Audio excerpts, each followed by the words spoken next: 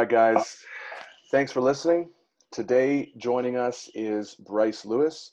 So, first off, Bryce, thanks so much for jumping on the call. Really excited to have this conversation and see, some of your opinions on the psychological preparation that you take for competition. Why don't you start out by introducing yourself and letting listeners know a little bit about your background and kind of what you've been involved in? Sure. Daniel, thanks for having me.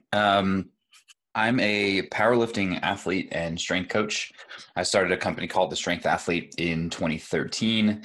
We've been helping people get stronger ever since. So we work with athletes from beginner through kind of world-class athletes in that entire range. And really, we just kind of want to educate, research, put out good information, and do the good work of exercise science and the like. So as an athlete, I compete in the 105 kilo weight class. I won nationals this last year and have won 3 times and was supposed to head to worlds, but that's all kind of canceled with COVID and everything like that. So it's back to the drawing board and putting in some more work. A lot of my kind of armchair interests are in the intersections in between powerlifting and other things. So other things being psychology, philosophy, kind of like I have a background in philosophy, and that kind of rears its head in some of the discussions that I really enjoy having. So those are kind of some of my casual interests. Awesome. Yeah, and you can sort of tell that when every time I'm either reading a post or listening to something, it tends to be fairly well thought out, and a lot of the details are, teased out in a pretty interesting way. So that was one of the reasons why I'm so excited to have you on. So again, this is one of those situations where I'm always interested in reading the research. Like that's kind of what I spend most of my day doing, but I find myself being pulled a lot more, especially over the last year, towards athletes and their individual experience and hearing a lot more about what they've done, and then seeing the overlap between what the research says and then kind of their own personal experience and what they found to be really helpful. And I've always been interested in that. And so from your experience, what are some of the psychological hurdles that you've had to go through, throughout your competitive career in order to get to where you are and develop yourself as an athlete? Yeah, good question. I think one of the bigger things that I've had to deal with, well, there's kind of 2 primary things. One is just like anxiety about a specific weight, or just kind of feeling like I'm not ready, or I'm just nervous about whether or not I'm going to be able to lift a certain weight. And the numbers can all tell you, yeah, your estimated 1 rep maxes are there, you're good for it, and yet some part of your brain can still be a naysayer, or just worrying too much about technique. And I think it's so easy for a lot of athletes to just miss the mark when it comes to just freeing their mind and just being able to lift, and thinking about all the what ifs about something that hasn't even happened yet. So that's kind of one big thing that I've dealt with. And another is comparison.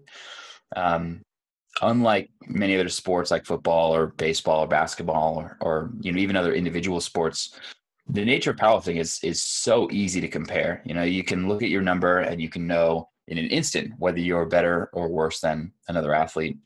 And you combine that with the fact that now you have such access to seeing how good other athletes are with social media. Like everyone's putting out the training on a nearly daily basis and highlighting their best, and you just kind of get to see it. It's right in front of you. And some people say, oh, wow, that's really motivating. And other people say, well, why aren't I doing that? It's kind of a struggle between both of these 2, like using it as a motivating source and using it as a point of kind of self-criticism. Mm-hmm. Yeah, no, that's a really good point. And that's something that I think everyone is going to struggle with, especially those, the 2 that you talked about, right? About anxiety, whether it's performance or really anything, and then also the comparison aspect. So how did you overcome that? Let's start with, how did you overcome anxiety about the weights? Because that's something that I know a lot of people really struggle with, especially if you have a program where, let's say next week, that you have a really heavy set of squats or a really crazy AMRAP or something along those lines, and you have time to think about it. Sometimes people can use that and really amp themselves up, but then other times that same individual might just be building anxiety and stress over that single situation.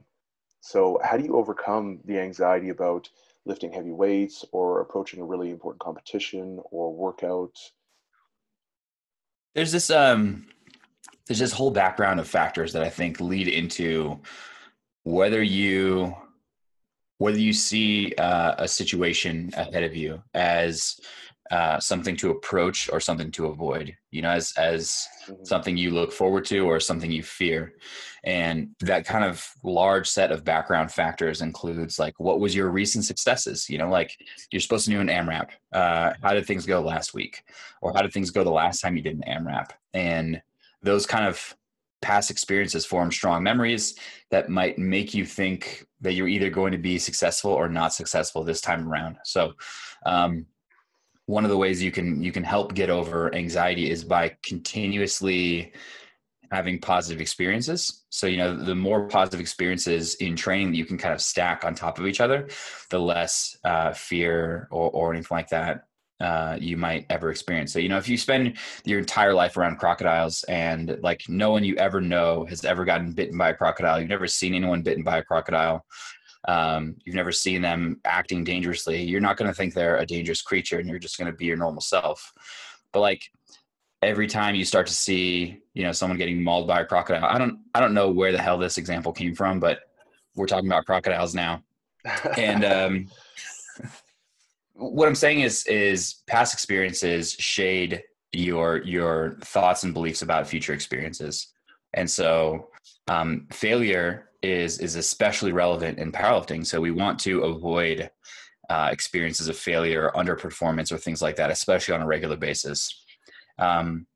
Things like coaches and expectations, either self expectations or expectations that coaches may put on athletes, can influence kind of future beliefs. So whether or not you have this overbearing coach who might be expecting certain performances, or are they encouraging or not encouraging? What are your own beliefs for yourself? Why are you doing this sport? Do you want to lift this weight to prove your roommate wrong or to beat them? Or is this just for yourself and kind of internal mastery? All these kind of background things can shade how you think about that AMRAP coming up. I think that a lot of the times that's not necessarily given enough credit. It's usually this obsessive focus on your current emotional state. And for me, like when I was boxing, I would get same thing, these like panic attacks and a lot of anxiety. And so it got so bad to the point where I would literally have to weigh in and then go to sleep. And then I would Mm-hmm. just have my sister wake me up.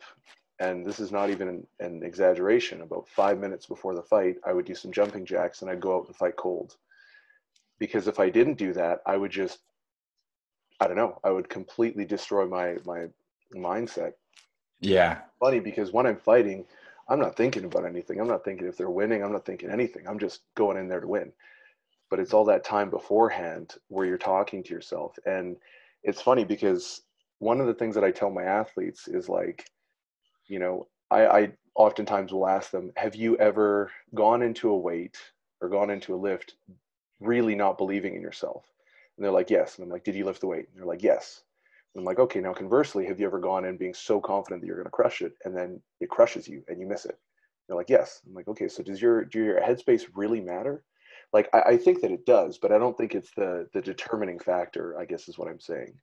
And so Yeah. it's really Yeah. interesting how all of those things you were talking about, even like social identity, how your coach's expectation, your expectations, and then just also your previous performance shades the experience that you're going to have. So how do you go about structuring all those wins then? From a training perspective. I think when an athlete does something really well in training, we want to celebrate it. We want to make sure that it feels like Hmm. a positive experience and like a very strong memory for them. And, just kind of have them be able to call back on this at future sets. And if you do that enough times, whatever kind of anxiety they had, maybe around a certain weight, starts to disappear a little bit more. whether it's, around a specific number or a specific upcoming test. There's a lot you can do with kind of reframing things. So let's pretend the athlete's doing a 1RM test coming up, Mhm. um, rather than talking about maxing out or talking about specific numbers, we're going to just talk about making the most of the day. That way, all we're doing is maximizing potential, no matter what the weight ends up being. And that, I think, reduces the threat level of what the athlete might be expecting going into a max test. Right. Or, if it's a competition, rather than focusing on winning or other athletes, we bring the focus back to the self and back to the athlete and just making one lift. So all we're worried about before your opener is making your opener. After that, all we're worried about is the second attempt. And really, it's very self-referenced and kind of narrowing the focus there. Number one, I mean, we can't even control what other athletes are doing. So just, bringing the focus back to exactly what we can control, I think helps a lot as well. That's super interesting because I know there's a lot of people who have conflicting opinions on competition with regards to should you have more of an intrinsic focus or should you also be aware of what else is going on? And personally, I'd say that I align a little bit more with you. I think that if you just focus on doing your best and you happen to win, great. But I think that you have a higher likelihood of winning if you do your best. You know what I mean? Yeah, you certainly And do. and so like it seems to me a little counterproductive to go in there and try and win when that's not necessarily taking your actual ability into account, right? Like, I mean, I guess to put that into perspective, how many times have you seen someone put a number on the bar for their third attempt because that's going to be the winning number, but it's way beyond their ability, and then they miss it and they're like, oh damn, I missed it, I almost had it, and it's like, no you didn't, Yeah, whereas yeah, I don't know. And I also think that from a cumulative standpoint, if you can look back and say, hey, you know what, over the last 10 meets, I've only missed 5 lifts, and I PR'd on every single one. And, I think that gives you quite a bit of confidence in terms of when you're approaching the next daunting weight, as opposed to always trying to be focused on the outcome as opposed to be like process focused or process oriented. yeah. Yeah, I mean, clout chasing on Instagram is alive and well right now. Yeah, no, definitely. So I'd love to hear more about your process of that because I mean, in competition, you have this really unique balance between needing to be aware of what the other athletes are putting up, especially if it's for a very important competition. This is assuming that you are competing at a high level, nationals and above, something like that, and you are jockeying for, that podium position. Sometimes you do have to be strategic. So how do you balance that with maintaining that sort of internal focus to not throw yourself off and make sure that you actually do put up the best performance on the platform while still being competitive? So there's a few pieces I think are helpful here. One is be focused on yourself until, let's say, second deadlift, and then you can kind of start looking at what our other athletes are doing. Because until there's a subtotal, there's just far too much noise and far too much variability for you to be able to make reliable decisions. Like you don't have to beat someone on the squat to beat them on the total or Right. the bench press. And so just kind of keep that focus on yourself until you kind of start to see where placing is shaking out. Then you can start making decisions about, what do I think my top end is, and what do I think this other person's top end is, and how can I make that jump to maybe overtake them or make them take something they shouldn't be taking and make them miss. Hmm. Those are the things that a good coach can kind of help an athlete do. So one piece is like, let's stay self-referenced until deadlifts. And another piece is get someone in your corner, a coach to kind of work with you on game day who really knows what they're doing and are able to put in the right number and talk to the athlete in such a way that the athlete doesn't experience the stress. You just want the coach to be able to kind of absorb all of that and almost shield the athlete from the outside world a little bit. Hmm. No, that makes a lot of sense. But I mean, So, that's not to say that like being an athlete on the day of competition is just kind of calm, collected, like a training day. Like it's chaos. And, kind of thinking back to nationals and worlds and some of these wonderful events I've been able to be a part of, like I'm a wreck on quite a lot of those. Yeah. Um, like you can't get rid of game day anxiety. I think what you can learn to do, and game day anxiety isn't a bad thing. Um, it's important to remember that you should feel excited and nervous about something you want to do well in. So, if you're experiencing that, like it's not a bad thing. All you want to do is be able to reframe it and use it as a tool for your advantage going forward. No, absolutely. And you said a couple of really interesting things there. The first one that I got was, um, I mean, you didn't say it directly, but it was somewhat insinuated, which was the coach-athlete relationship, right? Like the coach and the athlete really need to be solid, really need to trust each other because there's so much riding on this, or there potentially can be so much riding on this, even if it's not like objective, it's subjective, right? It's really important to the lifter, it's really important to their goals and what they want to accomplish long term, and they need to have faith in someone that who they're listening to really has their best interest in mind. They're going to take care of them. They know what they're doing. They've got a high degree of competency and experience, and that's something that's really really important that sometimes I don't think is appreciated as much as it should be. And the second thing Mm-hmm. that you mentioned, and I'll get you to expand on these things in a moment, but the second thing was being nervous, but it's almost like this cyclical process where you get nervous and then you get nervous about the fact that you're nervous, and then that makes you more nervous, and so you end up being afraid that you're afraid, right? So Yeah. can you touch on coach athlete relationships and how to build a really strong relationship with your athlete or with your coach? Sure. There's kind of a lot of sub components to that, but I mean, the main idea is it's a little bit about trust. So um, you want there to be mutual trust and just kind of an ease of communication, and to not just kind of have doubts or things unsaid or anything like that, kind of hiding in the back. You want the athlete to feel supported and be able to ask questions and express fears and express vulnerabilities, and at the same time being able to trust kind of coaching decisions. So I think having this athlete centric approach of individualization and just kind of the right language, like even if you as an athlete like to be slapped on your back before you go out for a big deadlift, if that's the kind of thing that's going to make your athlete just crumble inside, like why would we do that? So we want to ask our athlete, what do they need in order to be their best self? Like Mhm. if all you want me to do is hold your headphones when you go out and just put the right weight on the bar, well, perfect, I'm going to do that because that's what it takes to make you succeed. Or if you want me to rub your ears super hard before you go out, well, that's what I'm going to do too. So as a coach, you want to be a little bit of a chameleon and being able to kind of mold yourself to the situation of what the athlete specifically needs.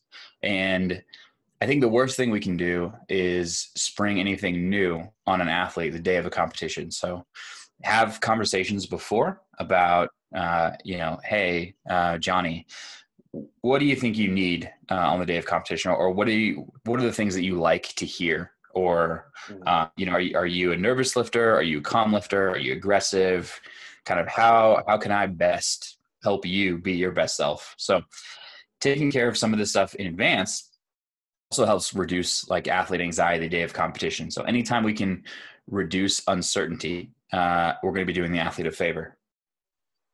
Yeah, that makes a lot of sense. And there's a huge piece of awareness that goes into that. And, you can't, as an athlete or a coach, I mean, you can't just walk in there and, just purely be focused on your lifting for that day. Like there has to be a big piece that's paying attention to, like you said, the arousal curve. Like, are you the kind of lifter that needs to get super psyched up? Or are you the kind of lifter that, needs someone to actually calm you down because you're too amped up all the time? If you miss a lift, like, does it really get into your head? Do you need someone being there to give you positive reinforcement, or are you able to slough it off and act like it's not a big deal? So there's a huge awareness piece that's definitely there, as well. And so how do you go about bringing awareness into your training, like that level of intentionality where you can kind of maximize or sort of capitalize on that on game day? Because like you were saying, you don't want to try anything new on the meet day. There's a really strong pull sometimes to be like, oh, I heard about this new warm up, or I'm really going to warm up my shoulders and make sure they're 100%, or I'm going to try this new foam rolling or cupping technique, and you start to deviate from what you're used to, right? And that can be kind of appealing because you want to maximize your potential for that day. But um, how do you go about actually bringing awareness into your training sessions, into your competitions, so that you start to know yourself as an athlete a lot better? I try not to have athletes introduce anything new in the competition. Like maybe if the athlete wants some ammonia in competition and they really only do it for like super heavy top sets, then great, let's do that. But like outside of that, the fewer things we can change on the day of the competition, I think the more predictable the athlete's performance is going to be. And if we've done our job in training, we're going to get some pretty great results on the platform. That said, like the training space is really our playground to be able to test new ideas and stuff like that. And Hmm. I think very few things are off the limits, so you may want to try like a new song, or you may want to try like, a different arousal level. Maybe if you're a calm lifter, like, really try amping yourself up and see like, what does that feel like? Do I like that? Do I hate that? Hmm. All right, well, that's information. And I think all we're looking for is kind of good information that helps us make decisions. So same thing with kind of the thoughts that you think about while you're lifting. What are the cues that you need to be able to like perfectly squat, perfectly bench, perfectly deadlift? Hmm. Those things are hard won. If you find something, like you want to grab hold of it, remember it, write it down. um, I think a good set of notes for the athlete during the training process is really important. And then just kind of being mindful, like don't just go through the motions when you're training. Let's put some intention into this thing. Take some video of your sets, and you don't have to take video of every set. And likely, the more you progress as an athlete, the less kind of broad changes will happen. But there'll be small things like, oh, this is exactly where my hips need to be at the bottom of the squat. And it might not even be a conscious thing of like, oh, knees here and hips here, but maybe just like a feeling of what it's like to squat, or oh, this is where I like my eyes to be looking when I'm benching, like kind of little small things like that. And training is our playground for finding out exactly what are those pieces for your optimal performance. Is there a difference then in your mind between the psychological states that you're in entering a training session versus entering a competition? Obviously, there's a heightened level of arousal and a couple other things there, but in terms of how you want to approach these things. Not really. I want those two to be pretty darn close. They're both self-reference. I kind of want to just have me in the bar, um, just kind of be in tune with each other. Music for me, at least, is a pretty big part of my high performance. So if I keep the music on right before the squat or even during the squat and training, then that kind of just helps eliminate some of that background noise and just helps me focus on like the effort of the lift. But yeah, I mean, truly, I think competition is best when it matches training, as long as like what you do in training is repeatable in a way that gets you good performances. So Mhm. yeah, it's interesting. Like you want to lift really hard in training, and then if you do that, then you can just kind of match that in competition. I'd be interested to get your perspective because in training, you're not always going to be going to max effort. You're not always going to be, really digging deep and going to those places where it's, can be sort of uncharted territory, especially if you're hitting a PR or something like that, right? When the competition does require you to really go into that deep water where, in some cases, maybe you're hitting like a 15, 20 kilo PR on the squat or the bench press. That's a pretty big jump from anything you've previously done. So how do you go about training yourself to go to those places just on cue when in training it doesn't necessarily replicate exactly what you're doing in competition? Like, do you have any strategies, or is there some overlap that maybe the listeners aren't aware of? There's a few roads that you can use to get yourself there. One is just like a cognitive road. It's Mhm. so you can have a conversation with the athlete, or the athlete can be talking to themselves and look at their training and see, okay, well, the last 4 weeks, my estimated 1 rep maxes have all told me this load is something I can do. My coach has told me this load is something I can do. And therefore, even if I don't believe it, the data is right here in front of me. So I'm going to go out and I'm going to treat it like any other lift.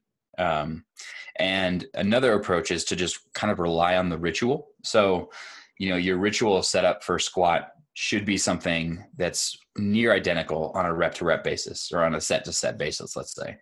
You put your hands on the bar, they're in the right distance, you go under the bar, you've got your specific unrack, your specific walkout, your specific breathing, and all those kind of things just supposedly put you in the same position every single set.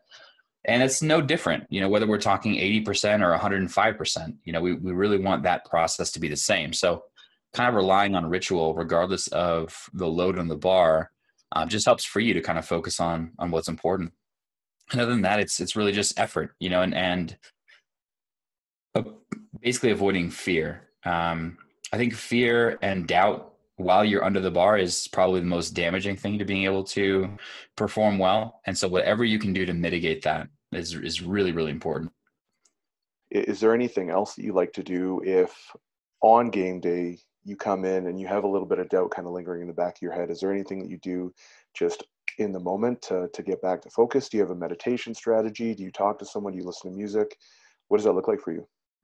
The last few competitions, at some point on my way to the competition, I will do some writing to myself. So I'll pull out a notes pad on my phone and I'll just kind of start writing, like, basically, like, super cheesy, but like the most positive, encouraging language to myself that I can think of, and I'll listen to music while I'm doing this. And, it's stuff about my journey, what it's taken for me to get to this point, what I'm capable of, just kind of like being my own hype man to like the nth degree, Yeah. and it feels really good in the moment to do that. But also it's a living document that you can refer to while you're in the middle of competition. So the last two competitions, I've had that open on my phone, and I'm just in the warm-up room with my headphones on, and I'm just kind of looking at this, and sometimes we are crazy apes trying to squat, barbells on our back. And simply the act of kind of looking at this language on a regular basis just gives us some of that reassurance that we need to perform well. I know that you're also a bit of a nerd as well, and so you've done a fair bit of reading on some of these subjects. So, is there a particular area of research that you found to be extremely helpful in your own understanding of the process that you go through mentally and how to actually bolster up that game? Yeah, there are a few things. So I think the first really big topic that I looked at was like from the psychology side of lifting, was on motivation and just kind of understanding self-determination theory. So this kind of helped me understand myself better and the difference between intrinsic and extrinsic motivation. But self-determination theory basically says, like, hey, we're motivated internally through kind of three avenues. One is autonomy. So like having the freedom to do certain actions rather than them being forced on us. Another is relatedness. So the degree to which we can kind of talk about and share our experiences with something with other people. And another one is competence, the degree to which we feel like we can really succeed and actually do well in any specific thing. So kind of these three pillars underneath internal motivation. And anytime one of those tends to decrease, it's a lot harder for us to maintain that motivation. It's a lot easier to understand why athletes lose some of that sense of motivation. So as a problem solving tool, that was really, really helpful in kind of understanding, oh, you're not motivated because this piece is missing. Thankfully, it hasn't usually been for autonomy because I try to be a good coach on that side of things. But oftentimes competence decreases, if an athlete is injured and not able to train the way they normally do. Okay, well, obviously motivation is going to take a hit. Or, oh, we're going through COVID right now and athletes aren't posting their training as much because they don't have access to gyms. So relatedness goes down. And it's this framework that really helped me understand things. So that's been one thing. And then after that, I got into looking at burnout a little bit. I looked into coach-athlete relationships. And lately it's been mental toughness as well. And just kind of understanding what are some of the aspects of mental toughness. So I'd love to hear some of your positions on that because I just chatted the other day with Dr. Pat Davidson. I'm not sure if you know who he is. The name rings a bell. Yeah, so he's a way smarter dude than I am. So I find that sometimes when he's talking, I just go cross-eyed. Can't really understand half the crap he's saying. Um, but we were talking about willpower, and I guess grit is sometimes how it's referred to in the literature, and the genetic components to that. And Hmm. that was just super interesting. And obviously there is always going to be a relationship between nurture versus nature, right? Where there is a level of, like you were saying earlier, autonomy that we have over, the development of, I guess, mental toughness. And so how do you approach that in your own training and with your own athletes? It's really on a problem and solution basis. So I think there are some aspects of mental toughness that are teachable. Like I get really peeved when you used to hear this a lot more than you do now, but like, that athlete either has it or they don't. You know what I mean? And that doesn't serve us as coaches working with someone who is paying us to help make them better rather than just kind of like getting a batch of athletes and trying to choose between them. Like this turn over the past 50 or so years has been toward athlete centric and more individualized approaches rather than kind of developing like this national team in the way that like early Russians, early Right. Chinese teams did. It's really just about getting the most out of any specific athlete. And that's been probably the most useful turn for us, at least as far as sport training is concerned. So like, it's not that athletes either have it or they don't. It's meeting an athlete where they're at and then figuring out what they need to get to the next level. So while there are those components to genetics that are kind of prevalent across all aspects of athletic development, whether we're talking about how fast your squat's going to go up, or, are you going to be one of those athletes who leans over more in the squat because, hey, your mom and dad had long femurs and now you do too. Those are the things that are just problems for us to solve. So kind of treating things as just challenges to overcome is really important. So back to mental toughness, a lot of that stuff is on a problem solution basis. So an athlete says that they're seeing things as kind of challenges to avoid. They see risks as things to avoid rather than to embrace, or they feel like they don't have control over certain aspects of their life. And all those are ways for us to kind of reframe things for them and say, look, just because you don't have access to this meal prep plan that one of your competitors does, we just kind of have to view this as a challenge to overcome, and you're gonna have to get really good at cooking, my friend. And like everyone goes through things like that, no matter whether you're the most privileged genetic athlete that exists, or whether you kind of started from the bottom and had to pull yourself up by your bootstraps. But I mean, by the research on mental toughness, there were kind of like the original research was done on kind of interview style of looking at what do Olympic athletes think mental toughness is. So you kind of get a consensus from athletes across multiple different sports and their coaches and high level sports psychologists, and combine those into something that feels relatively cohesive. So there's Right. kind of 12 things in rank in order of the things that they most thought were components of mental toughness toward the things that were least components. And like the high components were having like this unshakable self-belief, being able to bounce back from setbacks quicker than other athletes, um, feeling like you have unique qualities that make you better than your opponents, having this insatiable desire and kind of motivation to succeed. So each of these are just doors to a conversation with the athlete, like, Hmm. hey, why are you doing this whole powerlifting thing? Like, what do you want to get out of this?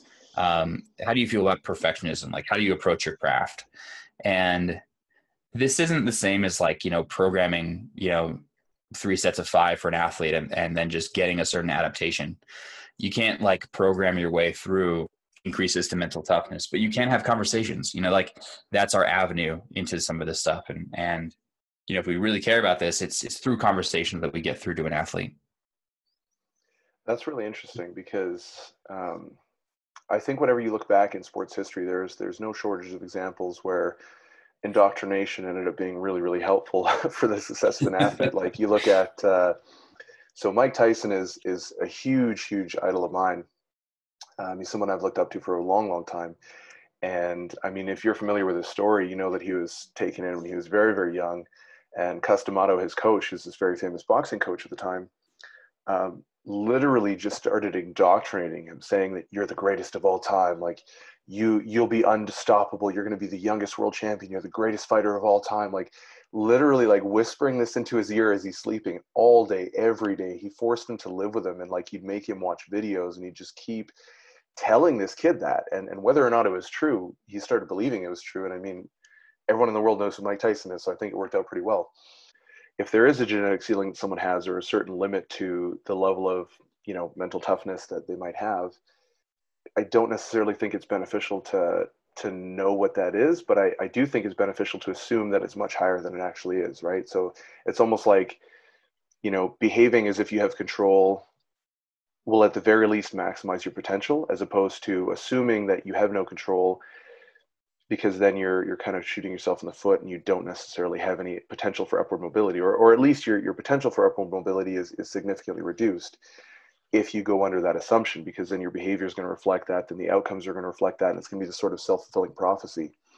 So as far as you talked about extrinsic and intrinsic motivation and burnout. Well, you talked about a lot of things actually, and so can you give a little bit more of a breakdown of the intrinsic versus extrinsic motivational factors, and maybe the pros and cons to each one? Yeah, for sure. So it's not that extrinsic motivations are bad. So I guess Hmm. I'll lead with that. Yeah. So extrinsic motivations are, anything outside of the self. So we're talking about trophies or prize money or sponsorships or records. Um, uh, I mentioned sponsor deals, beating other opponents, kind of rank, stuff like that is all extrinsic motivations as well. And then intrinsic motivations are all of your self-referenced reasons for wanting to do a sport, because it's fun, because it's hard, because you get a workout from it, or because you have a sense of self-mastery, or you just like barbells and lifting barbells.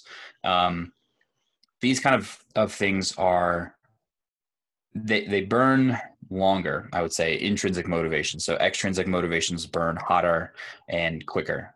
Hmm. So there's some blend of these that most athletes have, and the higher up in level you go, the more opportunities for extrinsic motivations exist.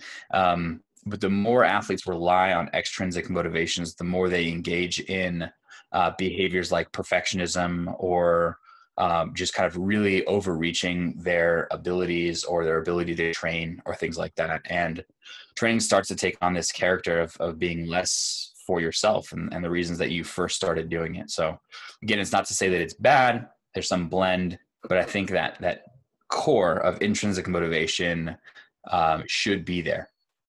So just to clarify what you mean by there's more opportunities the higher up you get in terms of athletic ability, there's more opportunities for extrinsic motivations to come in. Um, you're talking about more sponsorships. You're talking about more of those, the Instagram followers, all of that sort of stuff. And then Mm-hmm. potentially even like just on game day, right? Like, hey, this is the world championships. This means more. So would, I know that sometimes people will use that like an intrinsic motivational factor. So something like I know Boris Chico in one of his interviews was talking about how he doesn't always do this, but sometimes if there's a really important point in a competition, he'll play on an athlete's sense of nationalism. He'll be like, "Hey, are you a proud Russian man? Like, are you going to win this competition for your country?" And like he goes into that, right? Yeah. And actually, I don't know if that would be extrinsic or intrinsic. I think that might be like a little bit of a combination of both. But yeah, it almost seems to me that utilizing extrinsic motivational factors might be a good potential strategy in an acute sense like that, where Mm-hmm. you've got to lift on the bar, or you got a number on the bar, and you just got to go out there and take everything, every advantage that you have. Whereas something that's going to persist and last a very long time comes from more the intrinsic side of things. Because realistically, like, unless you're Larry Wheels, who probably deadlifted 700 pounds like as a 6-month-old baby, it's going to take you a good 10 years to get super strong, and then probably another 5 to 10 years on top of that to be one of the best in the world, right? If that's something that you have. And Hmm. I mean, it's easy to say 10 years, but then 10 years is a long time, especially when you've been doing a program for 2 months and you're like, why am I not so strong? Like, what's been going on? I've been so dedicated. Um, Right. it's like, fuck, I go through that sometimes myself, and then I have to like smack myself in the face and be like, you're an idiot. Come on, man.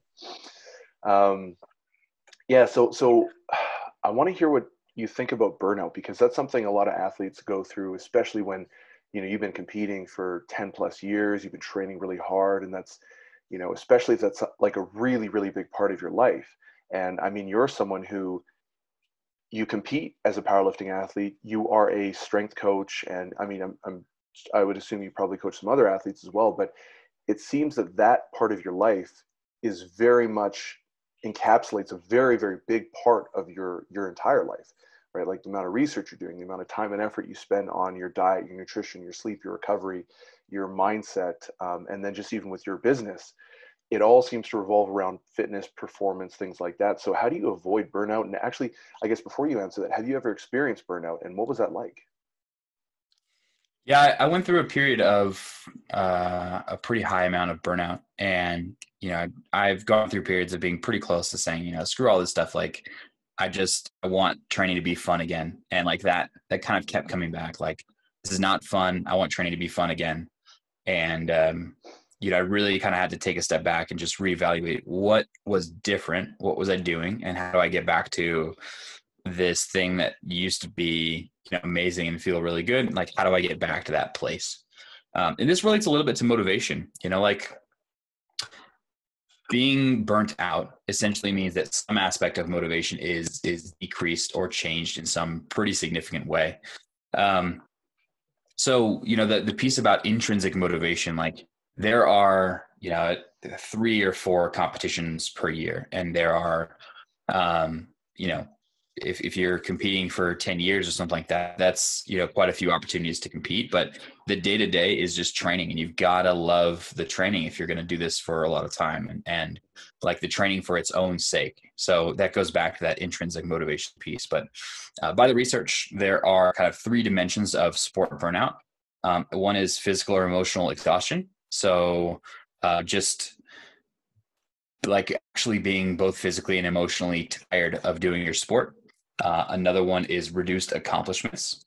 So you are you're not performing as well as you did before, or you're not competing as well as you did before. So if you love lifting but you're just not making progress, or you're making progress in training but it's just not happening on the platform, there's only a certain amount of time you can do all of that before it really starts to drag on you, and something's got to change. And the last one is sport devaluation. So the degree to which you like your sport compared to other alternatives out there, other uses of your time. Powerlifting takes a lot of time, and there's a lot of other things you could be doing with that time, so it has to be worth your time to be doing it. So devaluing your sport could be, changes to your federation, changes to coaches, changes to teammates, or training environments, or anything that might reduce your sense of falling in love and falling in love with your sport. And there's this whole background of other things, like maybe excessive training, or excessive school and work demands. Maybe you're in some stressful social relationships with your significant other, or your family. Lack of recovery, or even like early success. If you're one of those athletes who like just crushed it at age 18 or something like that, um, it's going to be really, really hard to get back to that same feeling. And that feeling is it's tough to replace, so that can certainly have an effect on athletes. Background things like perfectionism, or kind of anxiety, or low social support. Like, if you don't have a lot of friends and family who really care about or talk about you wanting to succeed, if you don't have coping skills, like deal with stress, that can be one factor, or motivation, as I talked about before as well. And so how important is that team environment then? Like your social network, whether it's family or anything like that, but specifically, I guess, the actual team that you're training with, if you do have training partners versus training on your own, how do you think that differentiates, an athlete's ability to remain focused and stay positive about their training? I think that athletes need a certain core amount of people who believe in their success and that kind of help them with some of the small things, like the grocery shopping or getting through difficult training sessions or, spotting or like helping them show up when, you just don't want to get out of bed on that Saturday session or like, those kind of small things that stretch out over years. You need some core group of people who help you get through that kind of stuff. And athletes across the spectrum have this core group. And, like you might have people who follow you on social media, but they're not part of this core group. You need some people who help you succeed. And, powerlifting isn't like a team sport, but in the same sense, it requires some level of teamwork of people who believe in the outcome. And maybe that's family, maybe it's a few lifting buddies or something like that. But that extended team is really, really important. Totally. Yeah. I mean, so I was someone who trained by myself for, well, pretty much always, actually. Even when I was a fighter, I would train myself and then I would just go and spar the athletes. And then when I was a powerlifter, same thing. And I'd say in the last like year, I actually started lifting with one of my friends, and he's got a powerlifting team. So I would just join them, and the level of difference it makes is like not even comparable. And I, I was always trying to tell myself like, oh, well, if I can't do it on my own, then like that just means I'm mentally weak, right? And now that I have that comparison, I'm just like, you're such an idiot. Why why didn't you do this the whole time? Because it Yeah. makes such a big difference, especially like you were saying on those really hard workouts, because hard training is smart training, and if Hmm. you're really in there pushing it, especially the better you get, more and more of your sessions are going to be very, very hard. Even if you're not necessarily lifting high weight, it's going to be hard for various reasons, right? And so having that team to be there to push you, and then also just even correct your technique on certain things that maybe you think that you're doing, but you're not necessarily executing correctly.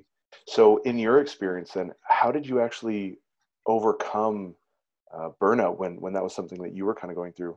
Like, what were the key factors that helped you get out of that place and get back to loving the sport, loving competition, loving just the training and the whole process? So the piece for me was, I think one of the things that we first started talking about today was a piece about comparison. And for me, it was about focusing too much on what other athletes were doing. And like anytime someone who was like even a similar body weight to me, like 93s, 120s, 105s, it almost didn't matter. Like I would see a high performance and think that I either was declining or would never be as good, or just like this cascade of negative thoughts on myself. Hmm. And like it was just kind of really defeating, no matter what my own training looked like, like especially because training is cyclical and you go through periods where training is high rep and low intensity, and then it's hard. But if you're in that high rep and low intensity and you see other people throwing up big lifts, like you don't really have like this opportunity to respond, or you're Yeah. referencing it to what you're doing in the moment. You know what I mean? And I'm like, oh, well, I'm just doing this for sets of 7 or something like that. And all these things are almost subconscious and they're maddening. So I had to bring the focus back on myself in a big way. So I stopped following a lot of my competition on social media. Just the realization that you can always turn on or turn off that filter. Like you don't have to follow anyone on social media, and I think we sometimes forget that. Like, look, you got control over this, dude. So decide who you want to follow and why, and just make the most of it. So that was one thing that really helped, just kind of not seeing this stuff on a regular basis, and then just like not focusing on competitions themselves and focusing on the pieces of the training process that I really liked. Like what does it feel to deadlift? What does it feel like to listen to my favorite song while I'm benching? Like those kind of things are the reasons why I love doing the sport, like the challenge. And like I just kind of had to get back to that. And it wasn't a quick process, but it made a world of difference. Yeah, no, it's definitely a tough process to get to. And I think that comes back to the earlier point that you made, which was finding all those little wins. Because like you were saying, maybe you're in like an accumulation phase or a high volume phase where you don't have the opportunity to lift very heavy. how are you going to be able to rate or evaluate whether or not you're making progress if you don't have the opportunity to hit a new 1 RM or 3 RM or something like that? And maybe it's a technical PR, maybe it's you lifted a weight that you already lifted in the last block, but it moved way faster. And looking for those little wins. Like, I'm of the belief that you should PR every single training session. Mm. And when I say PR, I'll quantify that, not necessarily obviously like a 1 RM, but you know, maybe a rep PR you hit, or maybe you just executed something with better technique or with more speed, or the lift just felt a lot smoother, a lot cleaner. You had a faster lockout if you're pulling sumo, right? All these little things. And then, like you were saying earlier as well, if you have this really long history of just constantly killing it, and you put a lot of value into that process and all those tiny little details, then it does give you a lot of confidence when you do get to those heavy weights as well. And that's something that's definitely it's funny because you're someone who's won multiple national titles. You've got a world title. You're a very experienced coach. A lot of people know about you and look up to you. And then at the same time, you're still fallible. Like, it took you a long time, like you were saying, to get out of that hole that you fell into, which was essentially just like looking at other people in comparison. And I think that sometimes not a lot of people like to admit where they're at in that sense. It's like, oh, well, like, I'm sure the best of the best, are perfect and don't have any issues. And this is just a me thing. And they tend to like catastrophize things. But at the same time, like, people at the bottom or people at the top, like, we're all human. We all experience things to some order of magnitude. And so I think that's a really important point that you made. Yeah, it just really goes back to this idea that everyone will face challenges. Absolutely everyone will face challenges. The athletes high in mental toughness just cope with those challenges quicker and more efficiently. And yeah, and that's something that's really an undervalued point, actually, is the speed of turnover. So there's this guy that I follow who nothing to do with lifting. He's a business guy. His name's Grant Cardone. But I've worked with his crew for a while before, and I've been listening to his stuff. And so he's really big on real estate, and he's one of these like self-made guys where he was like a drug addict, and now he's turned himself into this, like, you know, he manages multi-billion-dollar properties and things like that. So he's very successful. And one of the Mm. things that he's so adamant about is he's like speed is everything. If you can make decisions really, really rapidly, you are going to be so successful, because well, one person might dwell on something for a week or a month. You've taken 30 minutes and made a critical decision in that amount of time, and you're going to make a lot of mistakes up front, but then at the same time, you're going to teach yourself to always be going into that level of discomfort and make decisions and just be okay with the result. And I think that's something that's highly applicable to this situation. Let's say you get injured. Well, I got to make a really important decision fast on the direction of my lifting career or my competitive, the remainder of my competitive year, my rehab. You got to make a lot of different decisions. And if you have too long where you're just sitting there dwelling on it, it can really, ruin your headspace. Whereas if you're like, okay, I'm in a shitty situation, but what can I do? What do I have control over? And I guess that comes back to that, STD, or not STD, SDT, right? Self-determination theory. Yeah, coming back to self-determination theory, where you have that level of autonomy and competence over your situation. You say, hey, you know what? Maybe I have control over less, but I do have control over something. So I'm going to maximize the potential benefits that I can get out of what little I have control over. And I Yep, mean, that's absolutely right. it's really crazy too, because this is something, like, I was thinking about this the other day, actually. And like, if you think about how much of our success is just predicated on pure chance, like the fact that so I was born in Netherlands, right? But I wasn't born in Africa, or maybe like certain parts of the world where it's like way more dangerous and there's way less opportunity. I was able Yeah. to immigrate to Canada. I'm a big tall dude, and I have really great potential for building muscle, and I've got all these different things, and all of those have nothing to do with me or my hard work or really anything. And then different successes in business or training is completely random in a lot of cases, but we try and attribute it to how much effort we put into it. And it's like, effort definitely does matter, but if you look at how little we actually have control over, but at the same time how much that level of control can actually translate into outcomes in the future, it's pretty insane. I've seen in your training sometimes you did some couple of really interesting things where you were putting garbage bags over the weights. And I guess I'll let you, I guess, kind of share why you were doing that and some of the strategies behind that. Can you talk a little bit about what got you involved in that and what sort of Yeah, so impact that had? I went to um, I went to this event called the European Powerlifting Conference, which is awesome. Actually, it was supposed to be last weekend. Again, another victim of COVID rescheduling.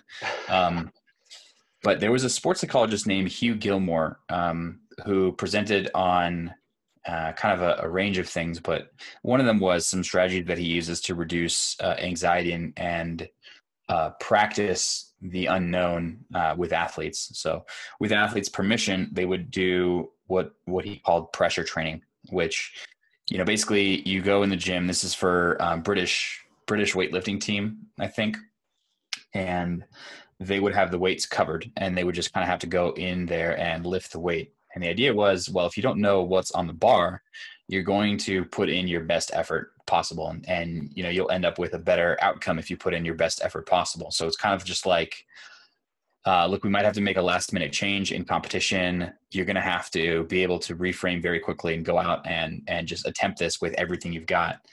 And this also helps kind of with athletes who might be stuck around a specific number or feel like a certain level of anxiety around a specific number. So I was like, oh, that's cool. I've never seen that before. Let me try this for my own training. And I have a certain level of anxiety, or at the time did, around 600 pounds for a squat.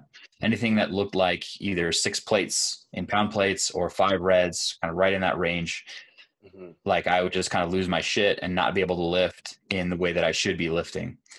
And it's that disconnect between physiological capability and mental preparation. So we tried this tactic where one of my training partners, my girlfriend, would load the bar.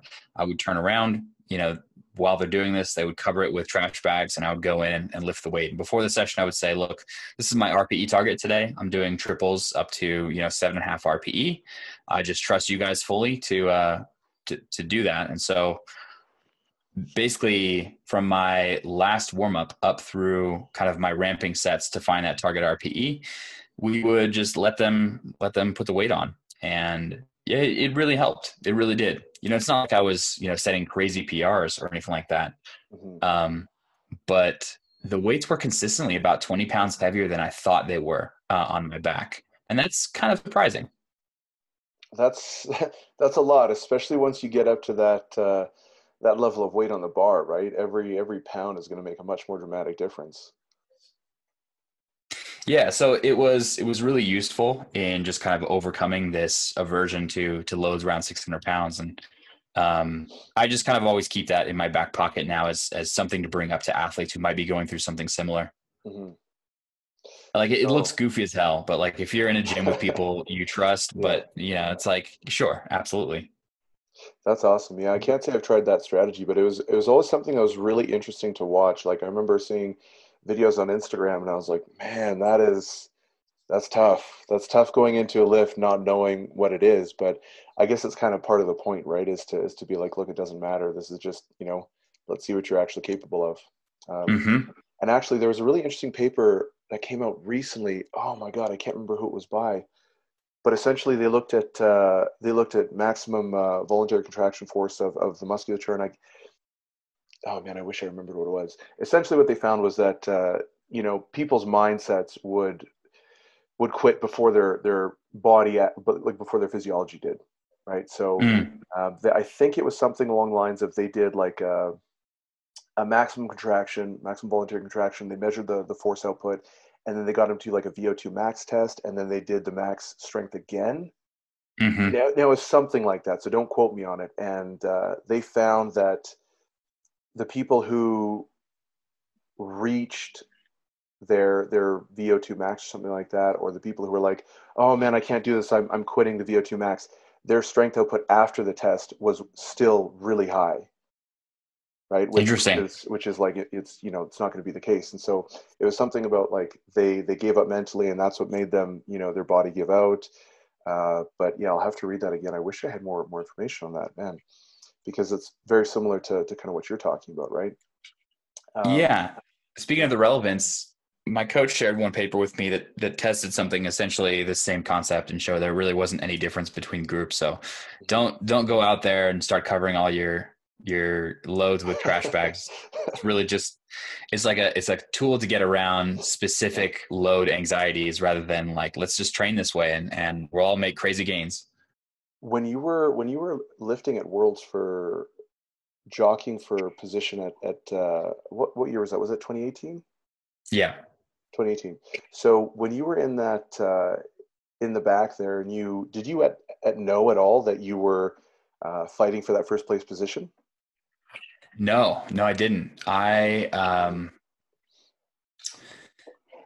made my second deadlift, and Hmm. I went out there, and we just put a weight on that we thought I would make to just make it as hard for Christoph Wierbicki to beat me as possible, Right. and I missed. And I thought, well, that's it. Maybe I'm in like the top three or something like that, but I'm Mhm. certainly not in gold. So we're watching from the side, and Bryce Krawczyk goes up, and then Christoph goes up, and both of those athletes miss. And I Yeah. still thought like, good competition. Like this is an amazing worlds, but the miss meant that my total was still higher than him, and I ended up Mhm. winning. And like, I Yeah. was just like, what the hell, like this. And I learned from that experience, like you never know what's going to happen based on training. I mean, the more times I learn that lesson, the easier it is to just kind of be a little bit more confident in my own abilities. Like you can look at someone's training, they can put up insane numbers in training, and yet anything can happen the day of competition. And I always have to remind myself of that. Like you just can't predict what's going to happen. Having that removal of the weight, and so it doesn't really get into your head and cause anxiety. Um, the other day, I think it was Friday, so this would have been 2 3 days ago. I went to train with one of my athletes, like in person. So she's an online client of mine, but I happen to be in the same city as her, and so I went and we did like a little workout. And so she's tiny. She's like 120 pounds, 118 pounds, something like that. And I had her doing a 6 RM, right? Mm-hmm. And she was like, okay, yeah, I'm going to aim to do 250 for my 6 RM. And I was like, nah, that's too low. You need to go way higher. She's like, oh my God, I don't know if I can do that. But okay, like if you believe in me, maybe I'll go 275. And I was like, no, no, no, no. Like you're doing nothing less than 300, right? And the thing is, like, I wasn't 100% sure that she could do it, but I wanted her to push to that level, just to see like, hey, here's what you're actually capable of. I was confident Yeah. that she could, come pretty close, but I didn't know if she could hit all of them. And so we're at the gym and we're warming up. She's scared, and I was like, look, I don't care if you're scared. You're doing this, so it's happening. So choose whether or not you want to crush it or if it's going to crush you. And then she went in there, and we're all like just yelling at her. I'm like, come on, you can do this. And she ended up crushing out 7 reps with 300 pounds. Damn. And yeah, yeah. And like she comes back and she's like, oh my God, like I can't believe I just did that. Like I never in a million years thought that I'd be able to do that. And Yeah. it's just it's so shocking sometimes how we put these limitations on ourselves as a lifter, and one of the things, I guess, one of the lead-ins is I've had conversations with her before as well about, imposter syndrome. And she'll be like, oh, well, I made the lift, but I don't know, I'm not that good. Or like, I haven't been Mm-hmm. able to do Mm-hmm. it since, or you know what I mean? And there's always a reason or a justification for why it's not Yeah. as amazing as it really is. And then if something bad happens, it's always blown up out of proportion. Have you ever Yeah. experienced imposter syndrome? And can you just kind of give a little bit about your own experience with that? Yeah. Yeah. I think what your lifter was experiencing is something called defensive pessimism, which Hmm. is like you kind of hedge your bets before you go through something so that if anything bad happens, like you called your shot before and like, oh, see, it's because, it was raining outside or like, oh, I didn't Right. sleep Yeah. well last night or like, all those kind of things.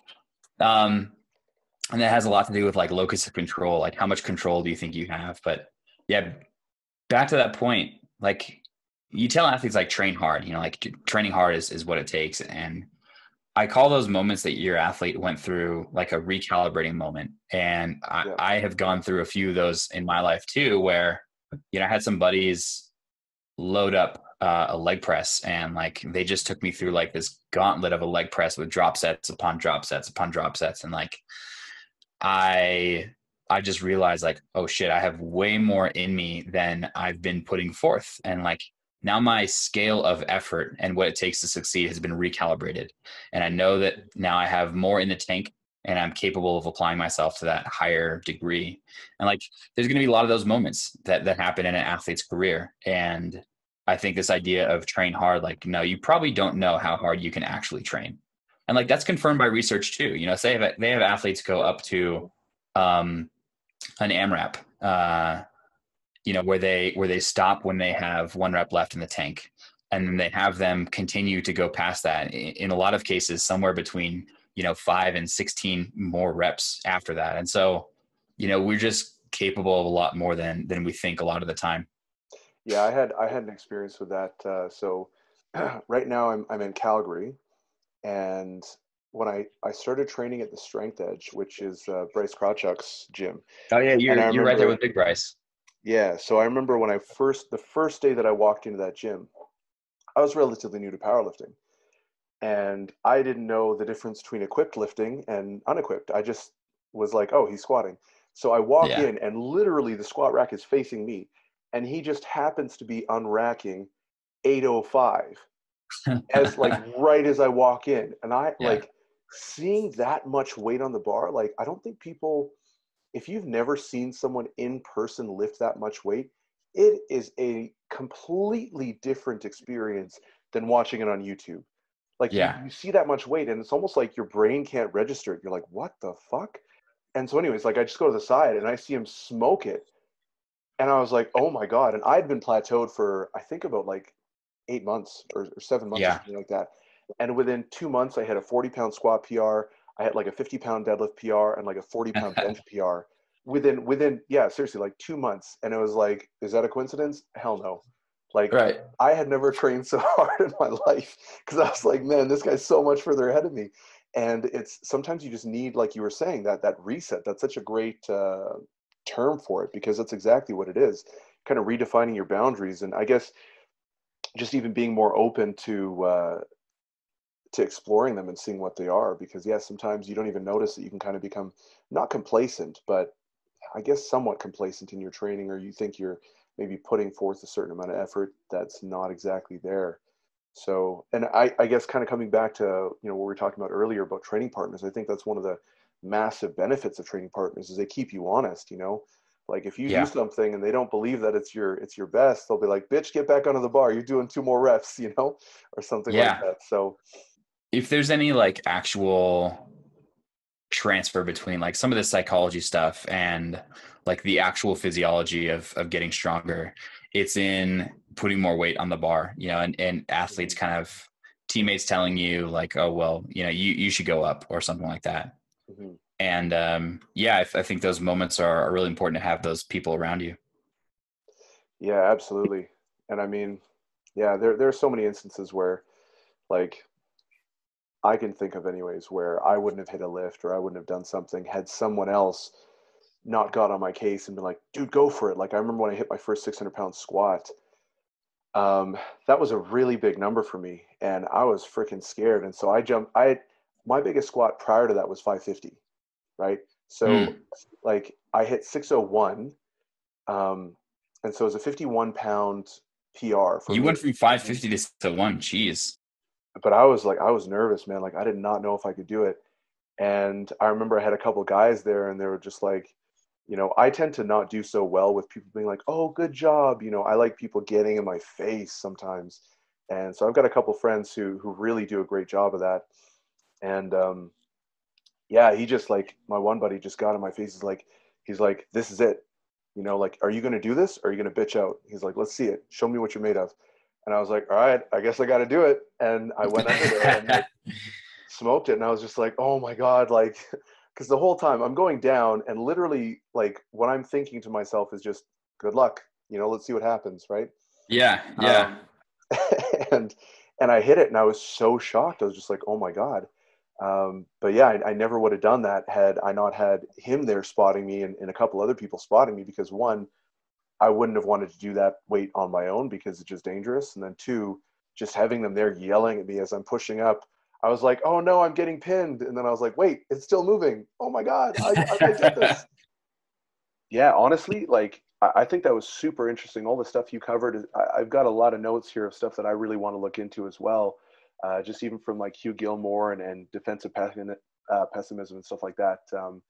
So yeah, thanks so much for joining us. I learned a lot. I know the listeners learned a lot, and there's tons of great takeaways for, just how to prepare yourself psychologically and get the most out of your training. Daniel, thanks so much for having me on, man. I really appreciate it. Yeah, absolutely. So before we end off here, where can the listeners find you? Like, do you have any projects, or are you launching anything that listeners can know about? We are working on a lower cost coaching option that we think is really going to help a lot of people who might be using like either crappy templates or things that aren't tailored to them, find something that's really kind of suited to them and changes over time. What else? We are hosting this really big charity event, and I'll spend the rest of the time talking about that rather than highlighting, boring stuff about coaching. We are bringing a lot of USA athletes together in Fort Collins, Colorado, where I live, and we're going to be hosting this online charity event where we do big lifts, and this whole thing is going to be streamed on Twitch, and we'll have kind of roundtable conversations with top level coaches, and you can tune in for free. And all of the proceeds for donations go toward mental health awareness and racial equity. So that's happening in mid-September, September 17th through the 20th. And you can follow Lift Together for the number 4 charity on Instagram. That's awesome, man. That's really cool. How did you guys come about deciding to put that together? I enjoy video games, and there's like a few video game charity events that happen a few times a year. And I thought, damn, powerlifting is missing that. It'd be really cool to do something like this for powerlifting. So I got together a few friends, my friend Ellis McLean, awesome lifter, Natalie Hansen's helping out, Eric Botthorn's helping out, and all these volunteers. We've got just a star-studded roster of people coming out, and we'll do some big stuff. That's great, man. I think that's going to be super exciting. I'm definitely going to check it out. So anyone who wants to find out a little bit more about you, we're going to be including all the links in the show notes, guys. You can definitely check them out. But are you active on any social media platforms? Do you have a website that you primarily do most of your work out of? Yep. So we offer coaching on thestrengthathlete.com for either short-term coaching or long-term coaching as well. And I post a lot of training thoughts and my own training on Instagram at Bryce_TSA. Awesome. Okay. So again, guys, all that stuff's going to be linked up in the show notes. Definitely go check him out. Give him a follow. He's got really great stuff. So Bryce, thanks so much for joining us again, man. Thank you so much. Hey guys, thanks so much for listening. I hope you enjoyed the episode and took a lot from it that you can apply to your own situation to see much better results. I just have one quick personal favor to ask of you. Please make sure you subscribe and leave me a 5-star rating on whatever podcast platform you're using. When you do this, it helps me get better at producing content and increases my exposure so I can continue putting out high quality information for you guys. Next, I want to extend a personal invitation to shoot me a DM on Instagram at Stacked Strength. I'll help you troubleshoot anything you need. This is literally an invitation to connect with me directly, so make sure you head on over and jump into my DMs. All right, guys, thanks so much for listening, and I'll see you next time.